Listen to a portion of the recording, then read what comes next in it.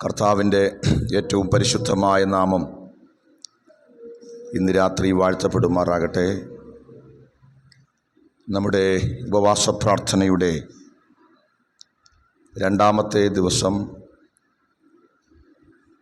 വൈകിട്ടത്തെ ഈ സെഷനിൽ പ്രാർത്ഥനയോടെ വന്നു ചേർന്നിരിക്കുന്ന നിങ്ങളെല്ലാവരെയും ഞാൻ ക്രിസ്തുയേശുവിൽ വന്ദനം ചെയ്യുന്നു.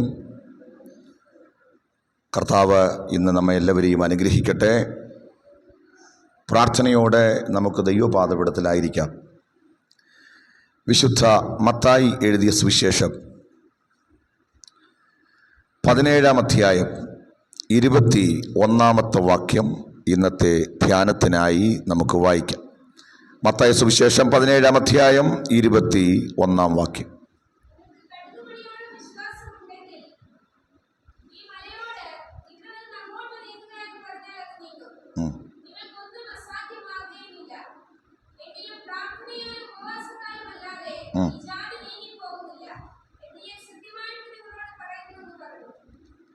Price the Lord. നമ്മുടെ കർത്താവായ യേശുക്രിസ്തുവിൻ്റെ ഈ ലോകത്തിലെ ശുശ്രൂഷ വേളയിൽ അവിടെ തൻ്റെ അടുക്കലേക്ക് ഒരു മനുഷ്യൻ അദ്ദേഹത്തിൻ്റെ മകനുമായി വരികയാണ്. ആ മകൻ്റെ പ്രശ്നം ചന്ദ്രരോഗം ബാധിച്ച മനുഷ്യൻ, എപ്പിലെപ്സി എന്ന് പറയും അല്ലേ, ചുഴലി ദീനം. ഇദ്ദേഹം അവിടെ വന്ന് ആദ്യം ഇതിനെ കൊണ്ടുവരുന്നത് ശിഷ്യന്മാരുടെ അടുത്താണ്.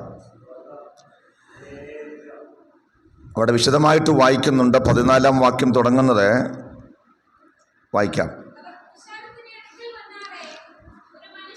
അവർ പുരുഷാരത്തിൻ്റെ അടുക്കൽ വന്നാറെ ഒരു മനുഷ്യൻ വന്ന് അവൻ്റെ മുമ്പാകെ മുട്ടുകുത്തി, കർത്താവേ, എൻ്റെ മകനോട് കരുണയുണ്ടാകണമേ, അവൻ ചന്ദ്രരോഗം പിടിച്ച് പലപ്പോഴും തീയിലും പലപ്പോഴും വെള്ളത്തിലും വീണ് വല്ലാത്ത കഷ്ടത്തിലായി പോകുന്നു. ഞാൻ അവനെ നിന്റെ ശിഷ്യന്മാരുടെ അടുക്കൽ കൊണ്ടുവന്നു, എന്നാൽ സൗഖ്യം വരുത്തുവാൻ അവർക്ക് കഴിഞ്ഞില്ല എന്ന് പറഞ്ഞു. ഒരു മിനിറ്റ് നിൽക്കണേ, ബാക്കി പിന്നെ വായിക്കാം. നിങ്ങൾക്കിതിൻ്റെ പശ്ചാത്തലം മനസ്സിലായി എന്ന് ഞാൻ വിശ്വസിക്കുന്നു. നമ്മുടെ കർത്താവിൻ്റെ അടുക്കൽ ഒരു വിഷയം വരികയാണ്. ആ വിഷയം ഇച്ചിരി പരിഹരിക്കാൻ ബുദ്ധിമുട്ടുള്ള വിഷയം, ശിഷ്യന്മാർ നോക്കി പരാജയപ്പെട്ട വിഷയം. ഈ മനുഷ്യൻ വന്ന് യേശുവിൻ്റെ അടുത്ത് വന്ന് പറഞ്ഞു തൻ്റെ മകൻ്റെ വിഷയം. ഒരു കാര്യം കൂടെ പറഞ്ഞു, അവൻ വല്ലാതെ കഷ്ടപ്പെടുകയാ. ജീവിതാനുഭവം അത്ര കടുത്തതാ. Price the Lord. ഇന്ന് പകൽക്കാലം എനിക്ക് ആ മനുഷ്യനെ ഇഷ്ടമായി. എല്ലാം കർത്താവിനോട് തുറന്നു പറയാനുള്ള കൃപ നമുക്കും ഉണ്ടാകട്ടെ. അപ്പോൾ കർത്താവ് ഇത് കേട്ടിട്ട് ആദ്യം പറഞ്ഞൊരു വിഷയം, അതിലേക്ക് നമ്മുടെ ശ്രദ്ധ തിരിക്കാം. ആദ്യം പറഞ്ഞത് എന്താ?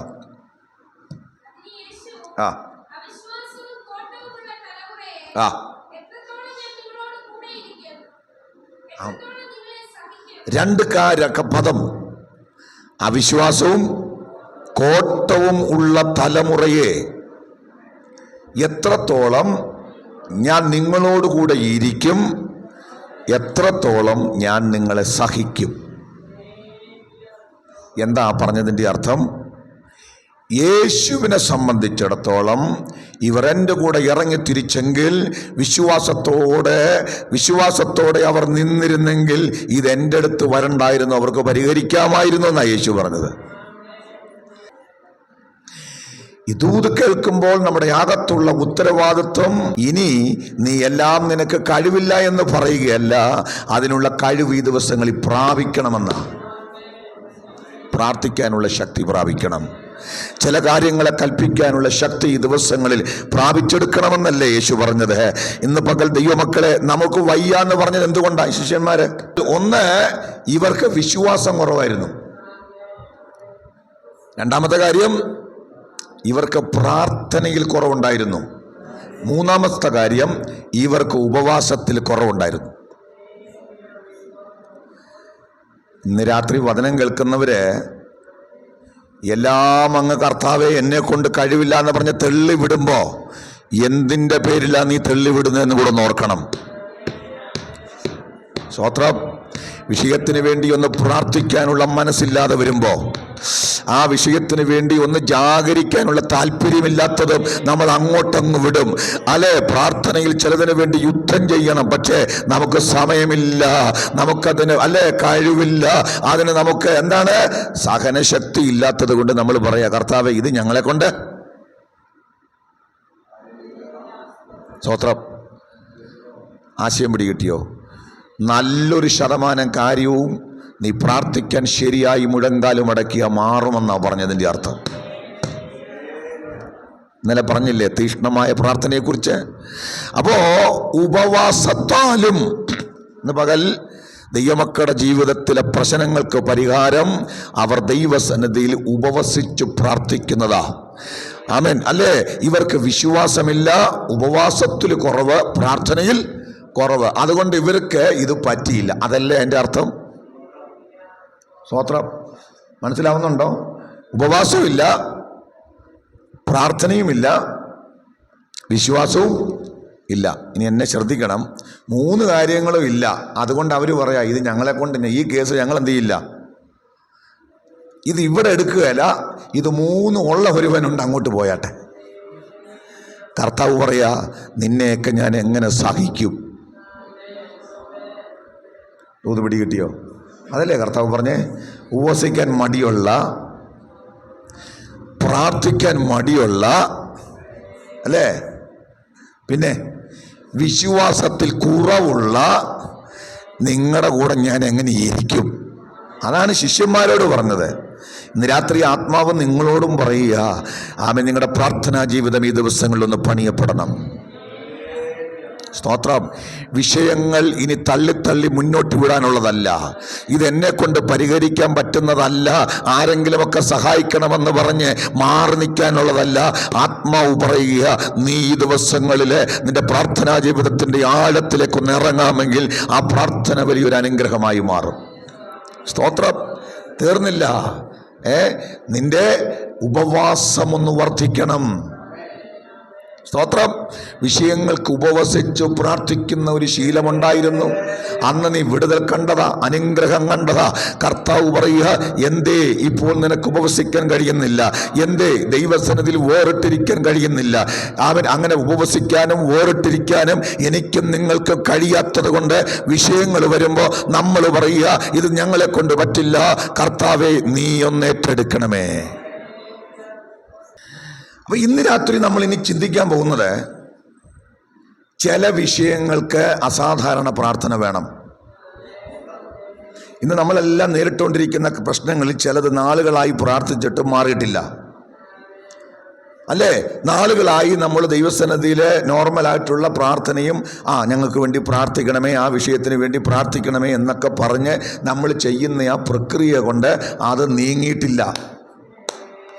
ആ പ്രശ്നം ഇന്നും അതുപോലെ അവിടെ നിൽക്കുകയാ. അവിടെയാണ് യേശു പറഞ്ഞത്, ശിഷ്യന്മാരെ, നിങ്ങൾ എന്നെ പോലെ പ്രാർത്ഥനയ്ക്കൊന്ന് മുഴങ്കാലും മടക്കിയാൽ രാത്രി മുഴുവനും പിതാവിനോട് ചേർന്ന് മലയിൽ പ്രാർത്ഥിച്ച യേശു, അല്ലേ? സ്തോത്രം. യേശുക്രിസ്തുവിൻ്റെ ഉപവാസ ജീവിതം. യേശുവിന് ഉപവാസം ഉണ്ടായിരുന്നോ?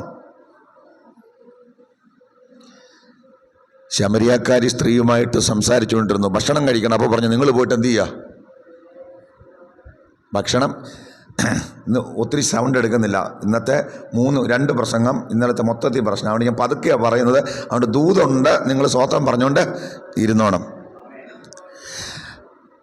അപ്പോൾ ശമരിയാക്കാരി സ്ത്രീയോട് സംസാരിക്കാൻ പറഞ്ഞു, നിങ്ങൾ പോയി ഭക്ഷണം. അവർ ഭക്ഷണം മേടിക്കാനായിട്ട് പട്ടണത്തിൽ പോയി. അവിടെ പോയി ഭക്ഷണമായിട്ട് കൊണ്ടുവന്നപ്പോൾ ഇവിടെ എന്ത് ചെയ്തു? ഒരാൾ മാനസാന്തരപ്പെട്ട് കഴിഞ്ഞു. സ്തോത്രം. അവരാശ്ചര്യപ്പെട്ടു. അതൊരു സ്ത്രീയോട് സംസാരിക്കുന്നു. എന്നിട്ട് വന്ന് ചോദിച്ചു, കർത്താവേ നിനക്ക് ഭക്ഷണം വേണ്ട എന്ന് ചോദിച്ചപ്പോൾ കർത്താവ് പറഞ്ഞ മറുപടി, നിങ്ങളറിയാത്തൊരാഹാരം എനിക്കുണ്ട്. അല്ലേ? എന്നെ അയച്ച പിതാവിൻ്റെ ഇഷ്ടം ചെയ്യുന്നത് തന്നെയാണ് എൻ്റെ ആഹാരം. വചനം മനസ്സിലാകുന്നവർക്കായിട്ട് സ്തോത്രം. ഇന്നലെ ഞാൻ പറഞ്ഞില്ലേ, ഉപവസിക്കുകയും പ്രാർത്ഥിക്കുകയും ചെയ്യുമ്പോൾ ദൈവമക്കൾക്ക് ക്ഷീണമില്ലാത്തത് എന്തുകൊണ്ടാണ്? അവർ ഈ ഭക്ഷണം കഴിക്കുന്നു. ഏത് ഭക്ഷണം? ആത്മിക ഭക്ഷണം. കർത്താവിൻ്റെ വേല ചെയ്യുന്നത് ക്ഷീണം വരുത്തുന്ന പരിപാടിയല്ല, പകരം അത് നമ്മെ ധൈര്യപ്പെടുത്തുന്നതാ. എത്ര പേർക്ക് സന്തോഷമുണ്ട്? അപ്പം അതുകൊണ്ട് കർത്താവ് നമ്മെക്കുറിച്ച് ആഗ്രഹിക്കുന്നത് നമ്മൾ ശക്തമായി പ്രാർത്ഥിക്കുന്നവരായി മാറണം. മത്തായി സുവിശേഷം 6-ാം അധ്യായത്തിൻ്റെ 10-ാമത്തെ വാക്യം നമുക്കൊന്ന് വായിക്കാം. മത്തായി 6:10.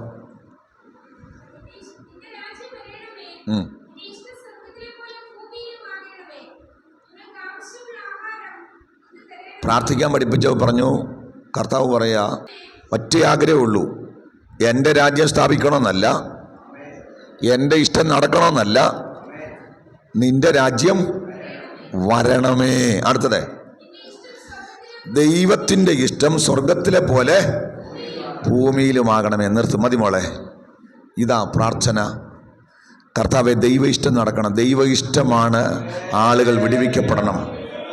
ദൈവ ഇഷ്ടമാണ് ആളുകൾക്ക് പാപമോചനം ഉണ്ടാകണം. ദൈവ ഇഷ്ടമാണ് ആളുകൾ വിടുതൽ പ്രാപിക്കണം. സ്തോത്രം. ആ ഇഷ്ടം നടക്കണമെന്ന് പ്രാർത്ഥിക്കുന്നവൻ അത് പ്രാപിച്ചു കഴിഞ്ഞാൽ അവൻ അതരം തുറന്ന് ദൈവ ഇഷ്ടം ഇന്ന് പകൽക്കാലം ഈ സഹോദരന്റെ മേൽ വെളിപ്പെടുത്തെന്ന് പറഞ്ഞാൽ അത് നടക്കും. സ്തോത്രം, സ്തോത്രം. പല പ്രാർത്ഥനകൾക്കും മറുപടി കിട്ടാത്തെന്തറിയാമോ? നമ്മുടെ ഇഷ്ടം നടക്കണമെന്നാ. എൻ്റെ ഇഷ്ടമല്ല കർത്താവേ, ഈ കുടുംബം വിടുവിക്കപ്പെടേണ്ടത് നിൻ്റെ ഇഷ്ടമല്ലേ, അങ്ങയുടെ ഇഷ്ടം ഇവിടെ നടക്കട്ടെ. അവർക്കൊരു രോഗസൗഖ്യം ഉണ്ടാകേണ്ടത് അങ്ങയുടെ ഹിതം, അവിടുത്തെ ഹിതം നടക്കട്ടെ.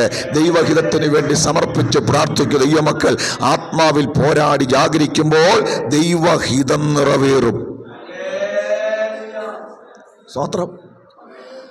ഇതൊരു വലിയ മർമ്മമാണ്. ദൈവഹിതത്തിന് വേണ്ടി പ്രാർത്ഥിക്കുക, അതാണ് പ്രാർത്ഥന. പ്രാർത്ഥനയിൽ നമ്മൾ ദൈവഹിതവുമായി ഒന്നിക്കണം. ശിഷ്യന്മാരെ സംബന്ധിച്ചിടത്തോളം അന്നേരം ഇവർക്ക് ദൈവഹിതമൊന്നുമല്ല നോക്കിയതാണോ? ഇവർക്കെന്താ? ഇവരുടെ അടുക്കൽ കൊണ്ടുവന്ന രോഗി എന്ത് ചെയ്യണം? സൗഖ്യമാക്കണം. അവർക്ക് അത്രേ ഉള്ളൂ. Price the Lord. ശിഷ്യന്മാർ അങ്ങനെയൊക്കെ ആയിരുന്നല്ലേ? ശിഷ്യന്മാരുടെ അവർക്ക് ചില ആ ഒരു പക്വതയിലേക്ക് വരുന്നതിന് മുമ്പ് അവരങ്ങനെയൊക്കെ ആയിരുന്നു. ഒരുത്തൻ പറഞ്ഞില്ലയോ, കർത്താവേ നിന്റെ നാമത്തിൽ ഒരുത്തൻ അവിടെ പ്രസംഗിക്കുന്നു, നമുക്കവനെ വിരോധിച്ചാലോ? പറഞ്ഞതാ. നമുക്കവനെ എന്ത് ചെയ്യാം? അങ്ങനെ പ്രസംഗിക്കണ്ട, നമ്മുടെ കൂടെ വരാത്തവനൊന്നും. എന്ന് പറഞ്ഞാൽ മാനുഷിക ചിന്തയാണ് ആളുകളെ ഭരിക്കുന്നത്. മനുഷ്യന്റെ താല്പര്യമാ. ഒരമ്മ വന്ന് പറഞ്ഞത് നിങ്ങൾക്കറിയാമല്ലോ, എൻ്റെ 2 മക്കളുണ്ട്, ഒരുത്തനെ ഇടത്തും ഒരുത്തനെ വലത്തും ഇരുത്തണം. ആകെ ഒരു ഇടവും വലവേ ഉള്ളൂ. പക്ഷെ കർത്താവ് പറഞ്ഞു, ഓക്കെ, നല്ല കാര്യം, എൻ്റെ ഇടത്തും വലത്തുമൊക്കെ ഇരുത്തുന്നത് ഞാനല്ല തീരുമാനിക്കുന്നത്, പിതാവാ. അത് തന്നെയല്ല, അതൊരു ഭയങ്കര കഷ്ടകരമായ കാര്യമാണ്. എൻ്റെ പാനപാത്രം കുടിക്കാൻ നിങ്ങൾക്ക് കഴിയുമോ എന്ന് ചോദിച്ചു. കഴിയുമെന്ന് പറഞ്ഞു. അപ്പോൾ കർത്താവ് പറഞ്ഞു, നിങ്ങൾക്ക് കഴിയും. അത് ശരിയാ. അപ്പോൾ കർത്താവ് ഉടനെ ഓർത്തു, അല്ലേ, യാക്കോബ് വാൾ കൊണ്ട് അറുക്കപ്പെടുന്നത്. കഷ്ടതയുടെ ആഴങ്ങളൊക്കെ കർത്താവ് ഓർത്തു. ഇപ്പം നമ്മുടെ ദൈവം എല്ലാം അറിയുന്ന ദൈവമാണ്. ആ ദൈവം എല്ലാ ആവശ്യങ്ങളും അറിയുന്നു. ഇന്ന് എൻ്റെ പ്രിയപ്പെട്ടവരെ, നിങ്ങളുടെ എല്ലാ ആവശ്യങ്ങളും അറിയുന്നു. ഈ ദേശത്ത് അനേക കുടുംബങ്ങളിൽ അവൻ്റെ ഇഷ്ടം നടക്കേണ്ടതുണ്ട്. അതിനുവേണ്ടി പ്രാർത്ഥിക്കുന്ന എത്ര ദൈവമക്കളുണ്ട്.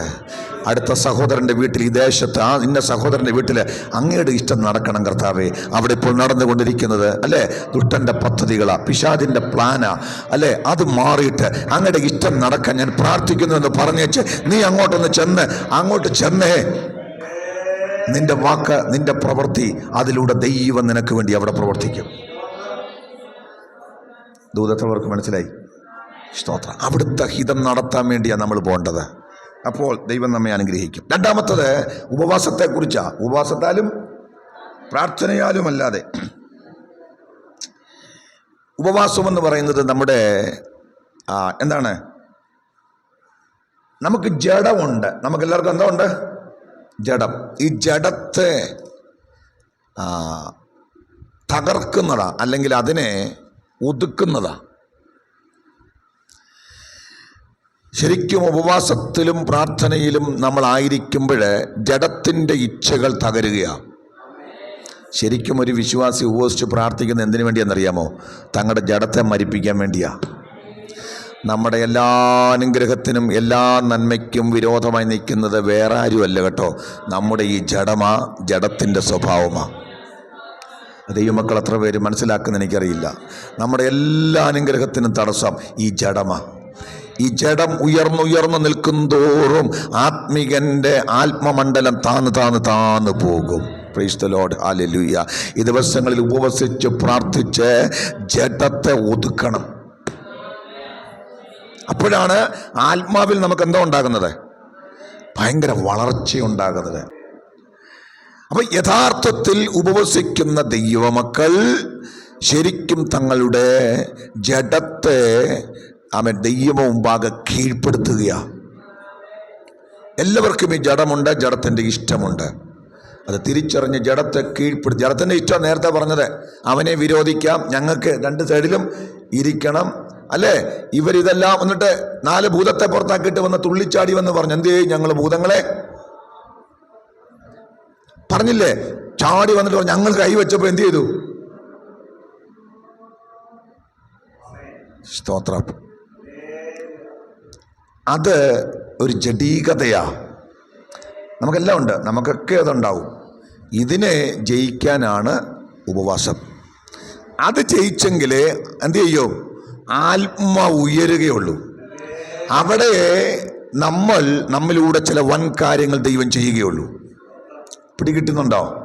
സ്തോത്രം. അതുകൊണ്ട് ഇവരുടെ എല്ലാം ഈ ജഡീകത തകർന്നത് കൊണ്ടാണ് ഇവരിലൂടെ അത്ഭുതങ്ങൾ ദൈവം ചെയ്തു. ശരിയല്ലേ? പത്രോസ് നടന്നു പോകുമ്പോൾ, പ്രൈസ് ദി ലോർഡ്, അല്ലേ, അവൻ്റെ നിഴൽ തട്ടി രോഗികൾ സൗഖ്യമായി. അല്ലേ? അപ്പം അതുകൊണ്ട് നമ്മുടെ ദൈവം വിശ്വസ്തന. ജഡം എത്രത്തോളം നമുക്ക് ഒതുക്കാൻ കഴിയുമോ അത്രത്തോളം ആത്മശക്തി വ്യാപരിക്കാനിടയായിത്തീരും. ജഡത്തിൻ്റെ ചിന്തകൾ എത്രത്തോളം നമ്മെ വിട്ടുപോകുമോ അത്രത്തോളം പരിശുദ്ധാത്മാവിൻ്റെ നിറവ് നമ്മിലൂടെ ഒഴുകാനിടയായിത്തീരുമെന്ന് നിങ്ങളെല്ലാവരും അറിയണം. അതുകൊണ്ട് ഈ ജഡവും ആത്മാവോട് ഒരുമിച്ച് പോവില്ല. നമ്മളെല്ലാവരും അറിയണം, ജഡവും ആത്മാവും കൂടെ ഒരുമിച്ച് പോകുന്ന പരിപാടിയില്ല. ഇതിനെ ആര് കീഴ്പ്പെടുത്തണം? എൻ്റെ ജഡത്തെ ആരാ കീഴ്പ്പെടുത്തണ്ടേ? ഞാൻ തന്നെ കീഴ്പ്പെടുത്തണം. ഉപവാസ പ്രാർത്ഥനയുടെ 2-ാമത്തെ ദിവസം രാത്രി ആത്മാവ് ഓർമ്മപ്പെടുത്തുന്നു, നിന്റെ മുമ്പിൽ അസാധ്യമെന്നൊരു വാക്കില്ലാതിരിക്കണമെങ്കിൽ, സകലത്തെയും ജയിക്കുന്ന സർവശക്തൻ നിന്റെ വാക്കുകൾക്ക് മുന്നിൽ പ്രവർത്തിക്കണമെങ്കിൽ, നിന്റെ പ്രാർത്ഥന കേട്ട് സ്വർഗം ഇറങ്ങി വരണമെങ്കിൽ, നിന്റെ ജീവിതത്തിലെ ജഡീകത മാറണം. ജഡത്തെ കീഴടക്കി ആത്മാവിൽ ധൈര്യപ്പെട്ടാൽ നിന്നിലൂടെ ദൈവത്തിൻ്റെ രാജ്യം വളരും. 40-ാമത്തെ വർഷം മോശെ എന്ത് ചെയ്തു? ഇസ്രായേൽ ജനത്തെ വിടുവിക്കാനായിട്ട് രംഗത്തിറങ്ങി. 40-ാമത്തെ വയസ്സിൽ, നല്ല പ്രായമാണ് 40-ാമത്തെ വയസ്സ്. ഇപ്പോഴാണ് നമ്മുടെ 40-ാമത്തെ വയസ്സൊക്കെ വൻ പ്രായമായത്. പക്ഷെ അന്ന് 40 വയസ്സ് എന്താ? അയ്യോ, ചില ആൾക്കാരെ നോക്കിയിട്ട് മാസ്റ്ററെ 40ഒക്കെ വലിയ പ്രായമാണോ? അല്ല, ഇപ്പം കണ്ടില്ലേ, ഇപ്പം എല്ലാം എന്താണ് പ്രശ്നമാണ്. പക്ഷെ അന്ന് 40 എന്ന് പറഞ്ഞാൽ യൗവന പ്രായമാണ്. ഈ യൗവനത്തിൻ്റെ തിളപ്പിൽ ഇസ്രായേലിനെ രക്ഷിക്കാൻ മോശെ ഇറങ്ങി പുറപ്പെട്ടു. ശരിയല്ലേ? ഒറ്റയടിക്കുക ഒരു മിസ്രൈമിനെ അടിച്ചു കൊന്നു. അന്നേരം തന്നെ ഇതെങ്ങനെ ഒരു മനുഷ്യനെ, അല്ലേ, മണ്ണിൽ എന്ത് ചെയ്തു? മറവ് ചെയ്ത് കളഞ്ഞു. പിറ്റേ ദിവസം സഹോദരന്മാർ തമ്മിൽ വഴക്കുണ്ടാക്കുന്നത് കണ്ടപ്പോഴാണ് പുള്ളി അവിടെയും കയറി എന്ത് ചെയ്തു? ഈ തിളപ്പ എല്ലായിടത്തും കയറി ഇടപെടും. ഈ ജഡം അങ്ങ് ഉയർന്നു നിൽക്കുമ്പോഴേ വഴി പോകുന്നതും കൂടെ എന്ത് ചെയ്യും? വിശ്വാസി ഇങ്ങനെയൊക്കെ ആത്മജീവിതം പരാജയപ്പെടുന്നേ. അവർക്ക് ഒരു ബന്ധവും ഇല്ലാത്ത കാര്യം അതിനകത്ത് കയറി ഇടപെട്ട അഭിപ്രായം പറഞ്ഞ് അതിനകത്ത് 2 വർത്തമാനം പറഞ്ഞ് ഈ ജഡം അങ്ങ് ഉയർന്നു കഴിയുമ്പം ആത്മമണ്ഡലം തകർന്നു.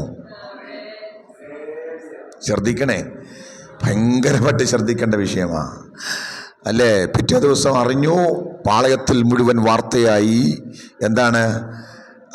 മോശ മിസ്രൈമിനെ അടിച്ചു കൊന്നു മണ്ണിൽ മറവ് ചെയ്തു.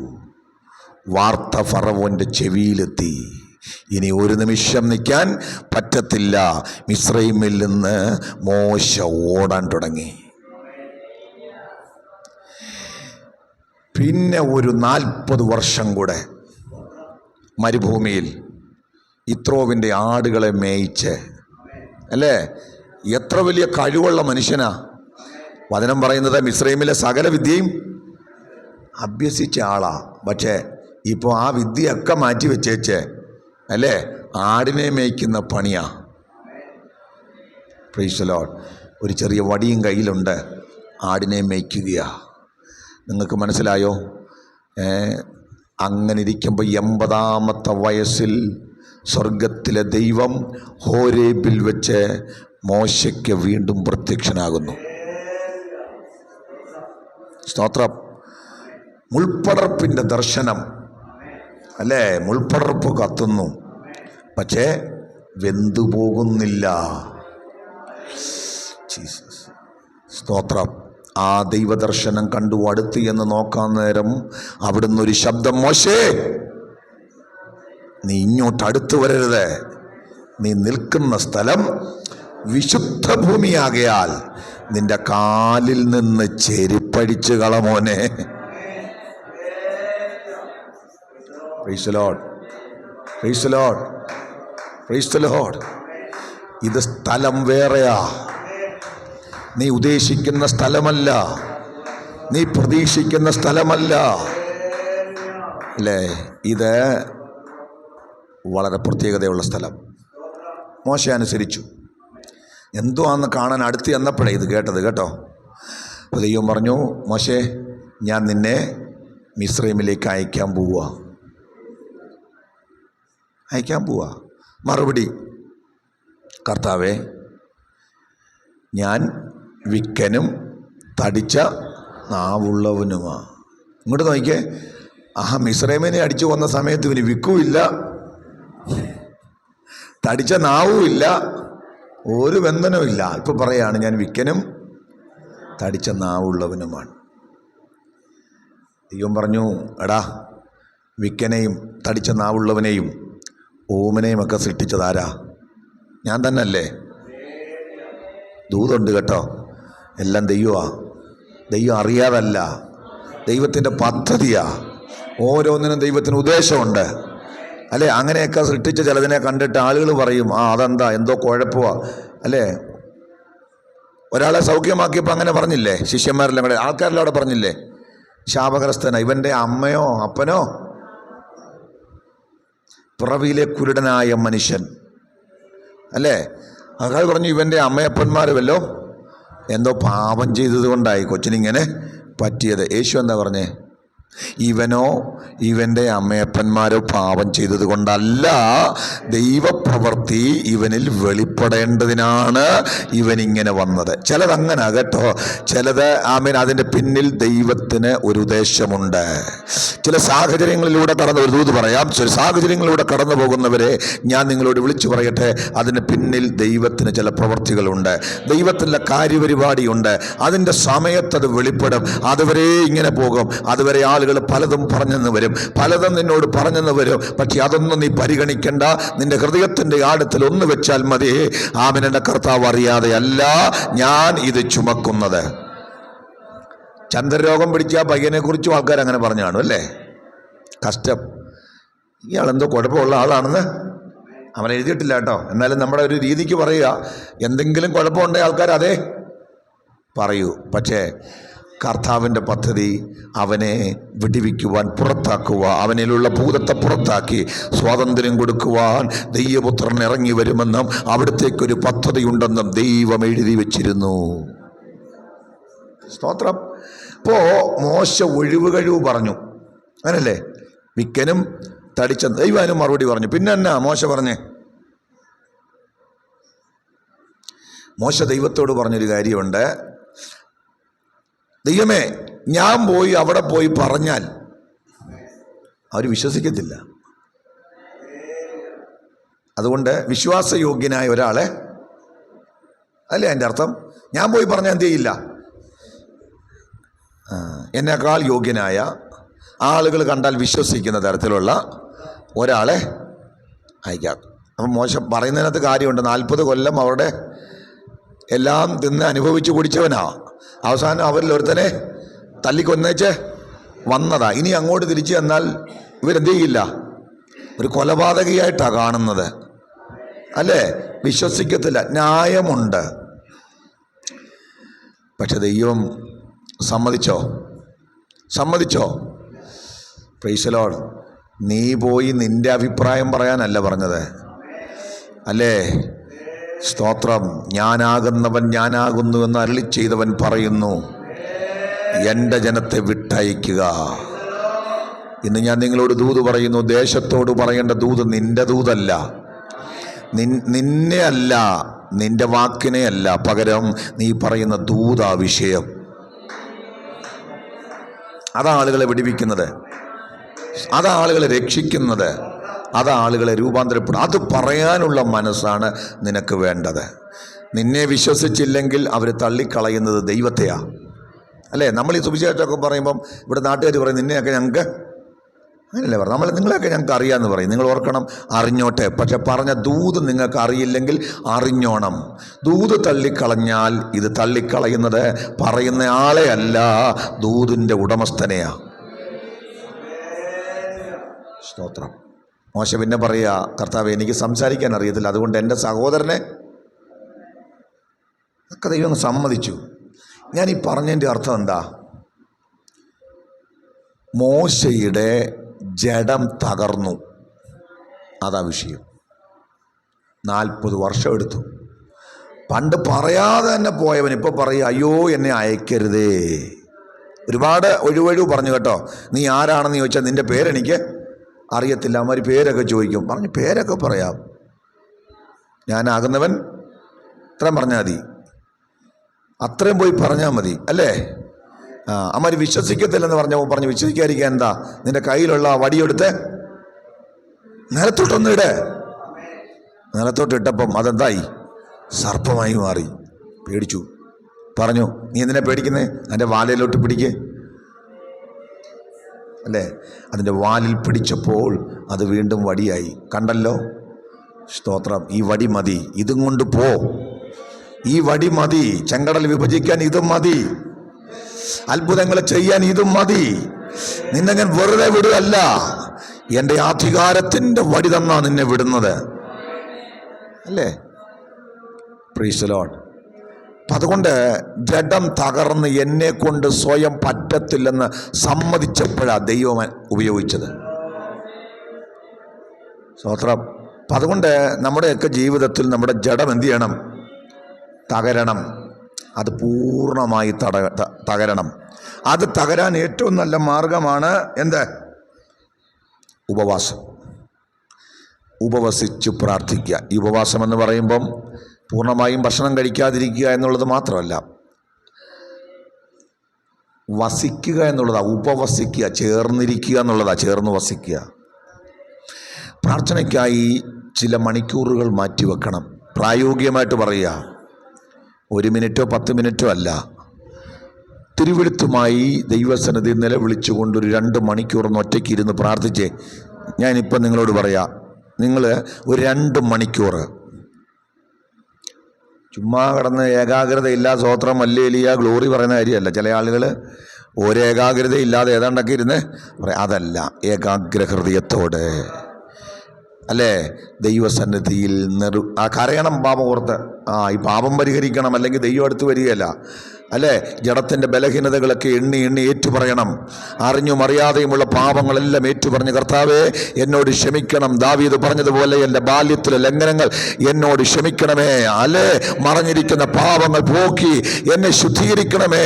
അങ്ങനെ പൂർണ്ണമായി കർത്താവിൻ്റെ രക്തത്താൽ കഴുകൽ പ്രാപിച്ച് ദൈവസന്നിധിയിൽ ഇരുന്ന് അവൻ ദിവസം ഒന്ന് പ്രാക്ടീസ് ചെയ്ത് നോക്കിക്കേ, നിങ്ങളുടെ ജഡം തകരും. ദൈവസനിൽ അടുത്ത് വരുമ്പോൾ ജഡം തകരുന്നത് എങ്ങനെയാണെന്ന് ഞാൻ ഒന്നുകൂടെ വേണേൽ നിങ്ങൾക്ക് പറയാം. നിങ്ങൾക്കൊക്കെ അറിയാവുന്നൊരു കാര്യം കൂടെ പറയാം. നമുക്കിപ്പോൾ ഇന്ന് നമ്മുടെ കുറ്റത്തെക്കുറിച്ച് ബോധ്യം വരാത്ത എന്താണെന്ന് ചോദിച്ചാൽ നമ്മൾ ദൈവത്തോട് അടുക്കാത്തതുകൊണ്ടാണ്. അകന്ന് നിൽക്കുമ്പോൾ നമുക്കെന്തോ ഇല്ല, നമ്മുടെ കുറവൊന്നും അറിയില്ല. നമ്മൾ അടുക്കും തോറും നമ്മുടെ പാപങ്ങൾ നമുക്ക് ബോധ്യമായി വരും. അതാണ് യെശയ്യാവിൻ്റെ കഥ. നിങ്ങൾക്ക് എല്ലാവർക്കും അറിയാം. യെശയ്യാവിൻ്റെ സ്റ്റോറി അതല്ലേ പറയുന്നത്. യെശയ്യാവിന് തൻ്റെ പാപത്തെക്കുറിച്ച് ഒരു അറിവും ഇല്ല, അല്ലേ? മറ്റുള്ളവരുടെ കുറ്റത്തെക്കുറിച്ച് പാപത്തെക്കുറിച്ച് അവൻ കേട്ടും പറഞ്ഞും ഇനി നടക്കുക. പക്ഷെ അവൻ എന്താണ്, സൈന്യങ്ങളുടെ യഹോവ ഉയർന്നും പൊങ്ങിയുമുള്ള ആ സിംഹാസനത്തിൽ ഇരിക്കുന്നതും സാറാഫുകൾ അവനെ ആരാധിക്കുന്നതും അവരാരാധിക്കുന്ന ശബ്ദത്തിൽ ഉമ്മരപ്പടിയുടെ അടിസ്ഥാനങ്ങൾ കുലുങ്ങുന്നതും ആലയം പുക കൊണ്ട് നിറയുന്നത് തേജസ് ഇവനൊന്ന് കണ്ടു കഴിഞ്ഞപ്പോൾ യെശയ്യാവ് വിളിച്ചു പറയുക, അയ്യോ ഞാൻ അരിഷ്ട മനുഷ്യൻ, ശുദ്ധിയില്ലാത്ത അധരങ്ങളുടെ ജനത്തിന് നടുവിൽ പാർക്കുന്നു. അല്ലേ? ബോധ്യമായോ? ആരേലും ബോധ്യപ്പെടും? ഏതേലും പ്രവാചകൻ തലേ കൈവച്ച് പറഞ്ഞതാണോ? സ്വയം ബോധ്യമായതാ. അതാണ് നമ്മളിങ്ങനെ വളരെ റിയലായി ദൈവത്തോട് ഇതുകൊണ്ടാണ് ഞാൻ പല ആളുകളും ഭയങ്കരമായിട്ടൊക്കെ പ്രാർത്ഥിക്കുന്നവരെ നമ്മൾ കാണാറുണ്ട്. പക്ഷെ നല്ല പ്രാർത്ഥിക്കും, പക്ഷെ അവരുടെ ജഡത്തിൻ്റെ പ്രശ്നത്തിന് ഒരു കുറവും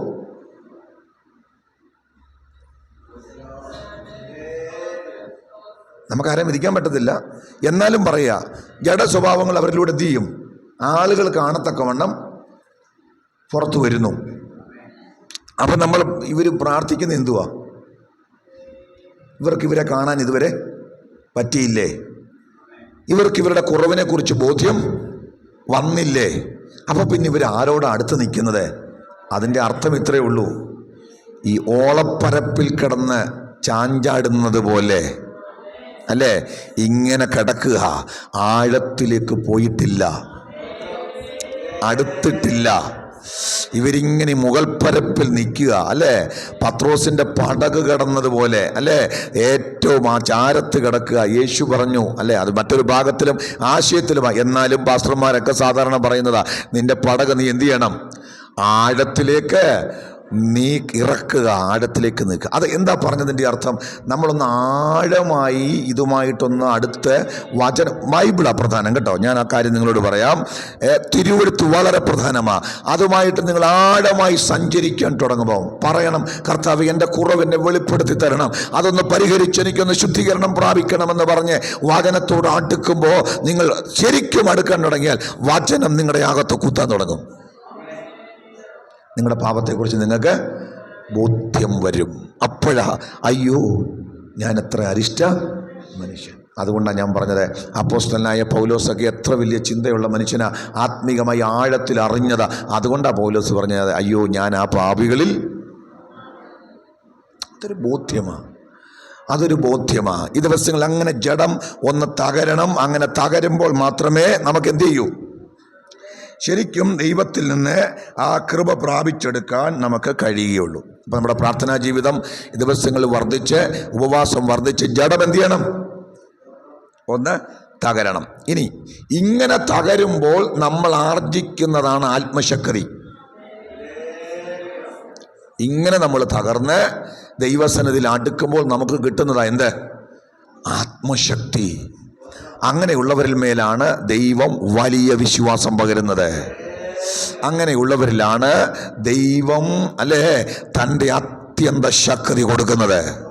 സ്തോത്രം. ഇത് വെറുതെ കിട്ടുന്നതൊന്നും അല്ല. ഇത് വെറുതെ ഫ്രീ ആയിട്ട് വരുന്നവർക്കും പോകുന്നവർക്കുമൊക്കെ കിട്ടുന്നതല്ല കേട്ടോ.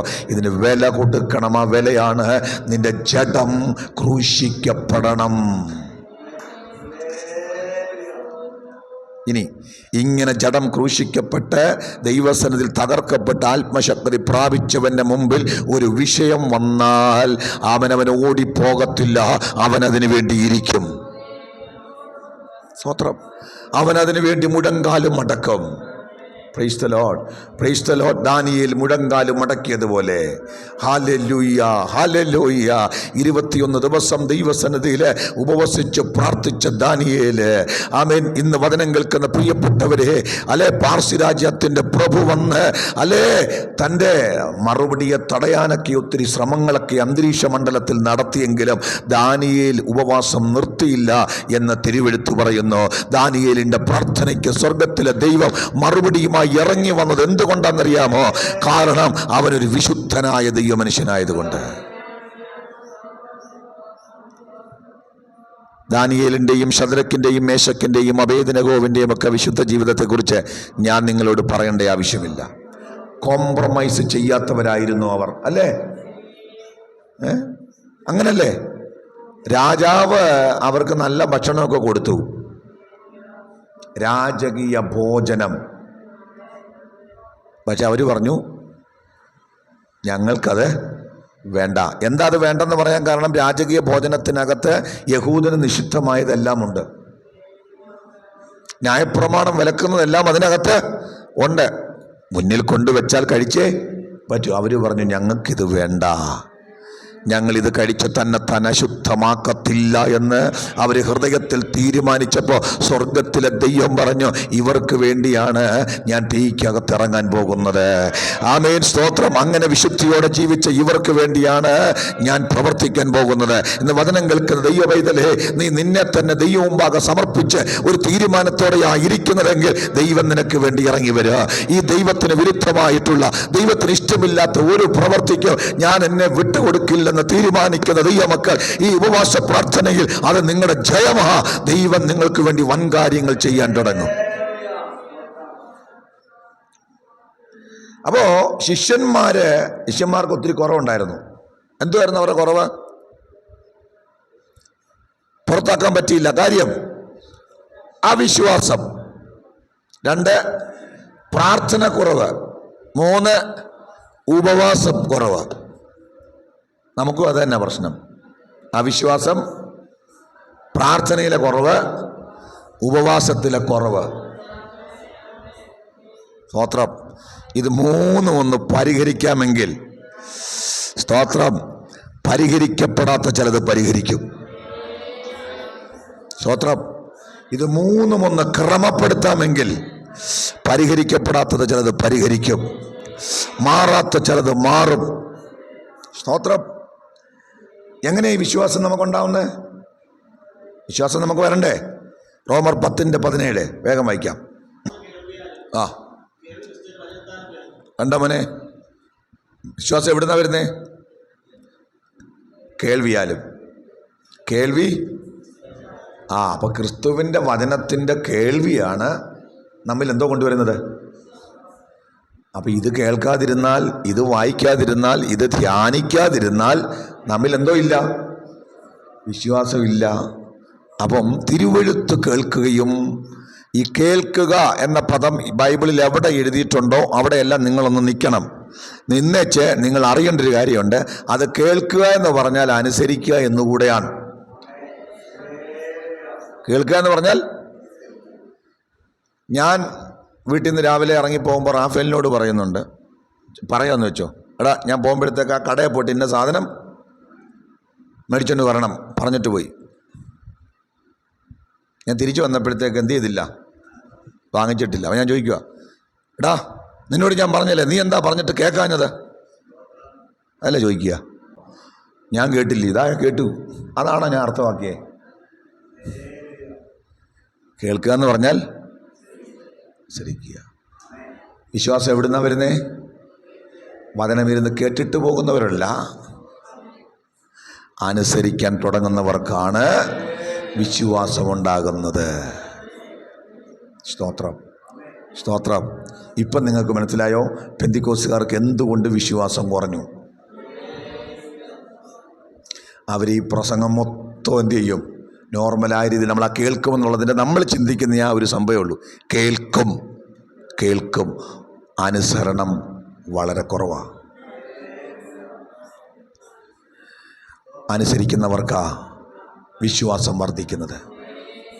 ഒരു ഉദാഹരണം, മോശ ദൈവം മുമ്പാകെ കടന്ന് നിലവിളിച്ചു.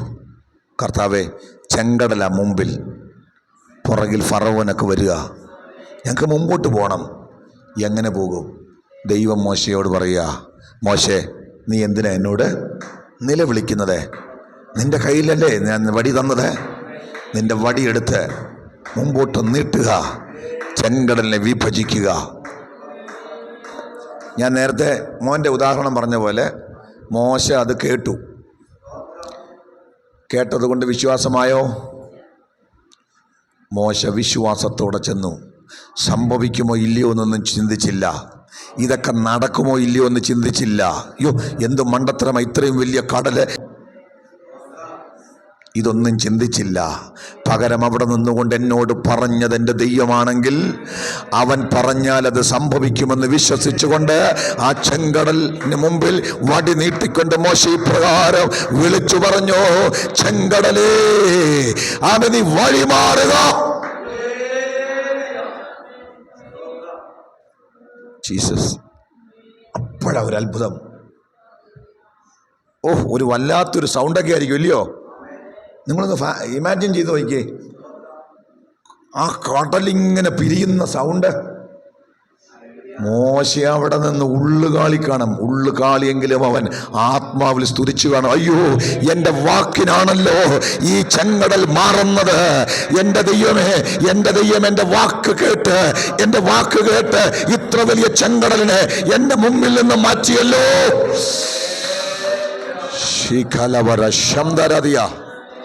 എൻ്റെ ചോദ്യം, ഇനി മോശയോടെ എന്നാ പറഞ്ഞാലും മോശ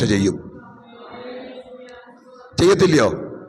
ചെയ്യും. കാര്യം അവൻ പറയും, ഞാൻ അന്ന് ദൈവത്തിൻ്റെ വാക്ക് കേട്ട് വടി നീട്ടിയപ്പോൾ ചെങ്കടൽ രണ്ടായെങ്കിൽ ഇനി അവൻ എന്നോട് എന്നാ പറഞ്ഞാലും ഞാൻ ചെയ്യും. കാരണം അവൻ പറഞ്ഞതനുസരിച്ചാൽ കാര്യങ്ങൾ നടക്കും.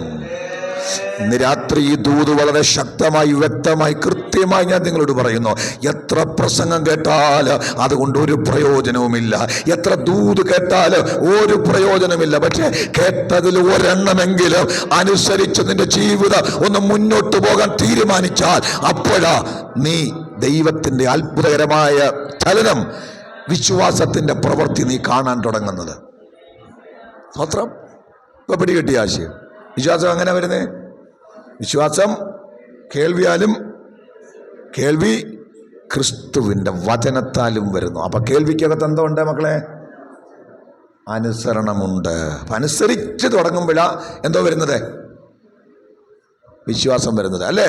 പത്രോസിനോട് പറഞ്ഞു, പത്രോസേ, നീ എന്ത് ചെയ്യും? യേശുവിനോട് ചോദിച്ചു, നീ ആണെങ്കിൽ നിന്റെ അടുത്തോട്ട് വരാൻ എന്നോട് കൽപ്പിക്കണം. അപ്പൊ കർത്താവ് പറഞ്ഞു, വാ, ഞാനാ, ധൈര്യമായിട്ട് പോരെ. വരാൻ പറഞ്ഞത് വിശ്വാസമായി. കർത്താവാണ് എന്നോട് പറഞ്ഞത്, ഞാൻ അതൊന്ന് പരീക്ഷിക്കാൻ പോവുകയാണെന്ന് പറഞ്ഞ് പത്രോസ് കാലെടുത്ത് വെച്ചപ്പോഴാ അവന് മനസ്സിലായത്, കറക്റ്റാ, എൻ്റെ കാല് താഴുന്നില്ല, പറഞ്ഞത് സത്യമാ. അവൻ പറഞ്ഞിട്ടുണ്ടെങ്കിൽ എനിക്കിതിനകത്തൂടെ നടക്കാൻ പറ്റും.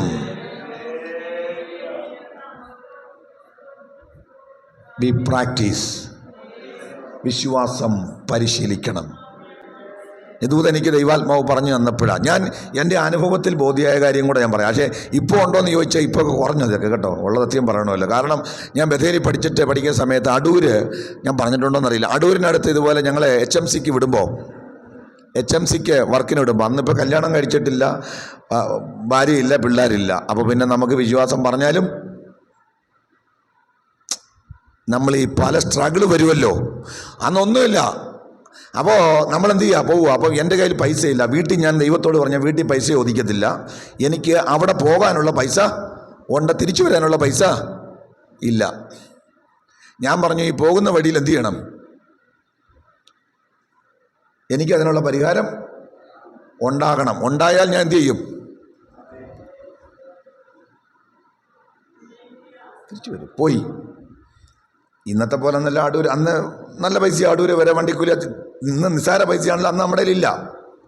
ഞാൻ വിശ്വാസത്തോടെ എന്ത് ചെയ്തു? വണ്ടിയിൽ കയറി ഇങ്ങനെ അങ്ങോട്ട് പോകാൻ നേരത്തെ എനിക്ക് തോന്നുന്നു കുറച്ച് ഇളമണ്ണൂരോ ആ ഭാഗത്തങ്ങോട്ടൊക്കെ എത്തിയപ്പോഴത്തേക്ക്, പത്തനാപുരത്ത് അവിടെ വന്നപ്പോഴത്തേക്ക് ഒരു ആൾ എൻ്റെ അടുത്ത് വന്നിരുന്നു. കണ്ടിട്ടൊരു വിശ്വാസിയാണ്, ഒരു പാവപ്പെട്ട മനുഷ്യൻ അടുത്ത് വന്നിരുന്നു. ഞാനിതോട് കൈയൊക്കെ കൊടുത്ത് വർത്താനമൊക്കെ പറഞ്ഞിങ്ങനെ നമ്മുടെ കാര്യമൊന്നും പറയുന്നില്ല. ഇങ്ങനെ ഇരുന്നപ്പോഴത്തേക്ക് പല കാര്യങ്ങൾ പറഞ്ഞു. അപ്പോൾ ഞാൻ ഇടയ്ക്ക് പിന്നെ പ്രാർത്ഥിക്കുക മനസ്സിൽ, ദൈവമേ നിനക്ക് ഇങ്ങനെയൊക്കെ ഞാൻ ദൈവത്തെ പരീക്ഷിച്ചിട്ടുള്ളയാളാണ്. അന്ന് എക്സ്പീരിയൻസിലാണ് പറഞ്ഞത്. പക്ഷേ അന്നത്തെ ആ വിശ്വാസമാണ് നിങ്ങളോട് ഞാൻ പറയുന്നത്. ഞാൻ പറഞ്ഞ കർത്താവേ, അങ്ങക്ക് ഇപ്പോൾ ഇദ്ദേഹത്തോട് പറയാൻ പറ്റും, എന്തുവാ എനിക്ക് തിരിച്ചു പോകാൻ വണ്ടിക്കൂലിക്ക് പൈസയില്ല. അങ്ങ് സംസാരിക്കുന്ന ദൈവമല്ലേ, ഒന്ന് സംസാരിച്ചാൽ എനിക്ക് കുറച്ച് വിശ്വസിക്കാനും കൂടെ പറ്റും. പക്ഷെ നീ നല്ല നേർനിലത്തിൽ നിൽക്കുകയാണെങ്കിൽ, നിന്റെ ഇടപാട് കറക്റ്റാണെങ്കിൽ ദൈവം പ്രവർത്തിക്കും.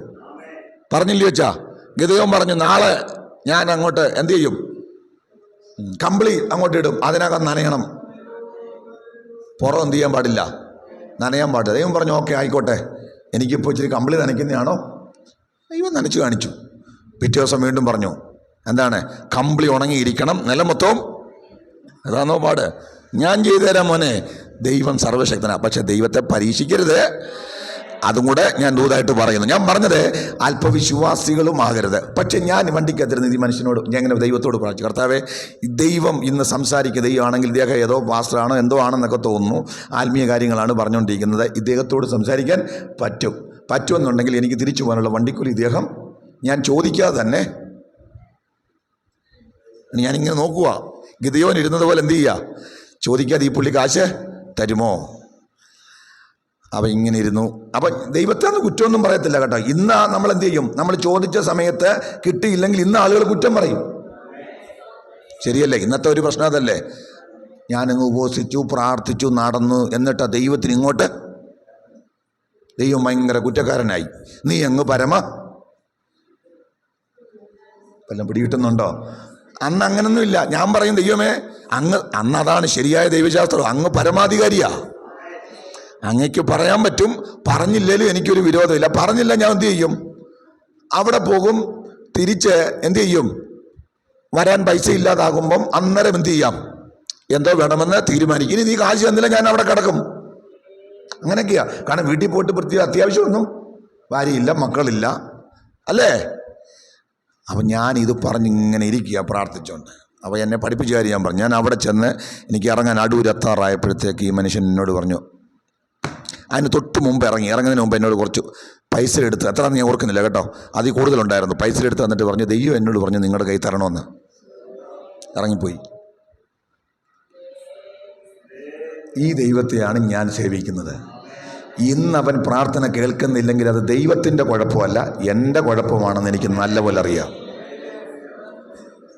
എത്ര പേര് ഇത് കേട്ട് അംഗീകരിച്ചെന്ന് എനിക്കറിയാൻ വയ്യ. ഇന്ന് നിന്റെ പ്രാർത്ഥന കേൾക്കുന്നില്ലെങ്കിൽ അത് ദൈവത്തിൻ്റെ കുഴപ്പമല്ല, നിന്റെ കുഴപ്പമാണ്. സ്തോത്രം ഒന്ന് മടങ്ങി വരാമോ? ഈ ദൈവം ഏറ്റവും ചെറിയ കാര്യം മുതൽ വലിയ കാര്യത്തിന് വരെ പ്രവർത്തിക്കുന്നവനാ.